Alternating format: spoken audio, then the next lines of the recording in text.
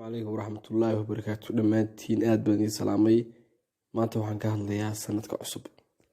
sideen wada ognahay sanadka cusub waa sanad ay dhigtaan dadka mushrikiinta ah sidoo kale waa caado soo jireen oo ay lahaayeen ilaa 2000 sanadkan cusub ee aynu dabaaldegayno waa sanadka ay mushrikiintu yiraahdeen waxa la dhalay nabi ciise iyagoo la nabi ciise wax dhalay ilaahay subhanahu wa ta'ala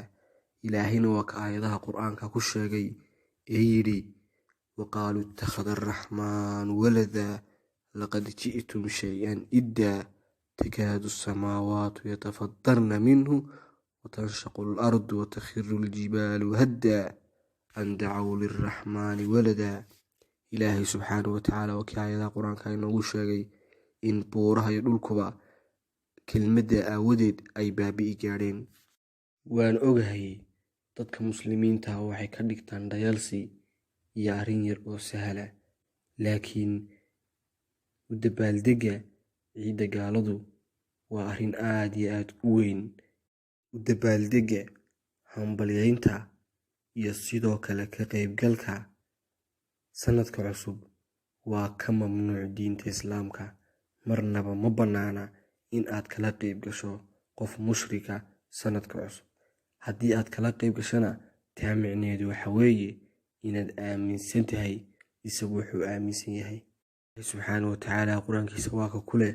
walan tarda anka al-yahuud wa an-nasara hatta tattabi'a millatahum yahuud iyo nasaari ama ahaanayaan ilaa iyo aad raacdo dariiqooda mushrikiintu waxay naga soo gelayaan daloolo fara badan oo inaga dhinaceena ka imanaya tusaale waxay kugu oranayaan diintaada waan kala soo qayb galnaa dabaaldegeeda annagana nagala soo qayb gala dabaaldega sanadkeega cusub taasina diinteena islaamku may baneen kayow ogsoonow in diintaadu tahay diinta naxariista in diintaadu tahay diinta saxda ah laakiin marnaba yaan lagu hoos marin erayo xunxun ama kelmado taasoo wax yeelaysa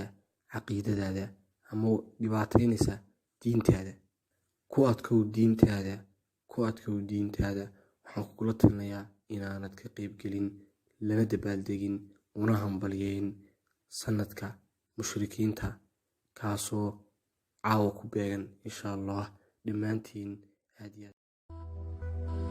يا إله الكون وناصرنا من غيرك قلت حيلتنا بك يا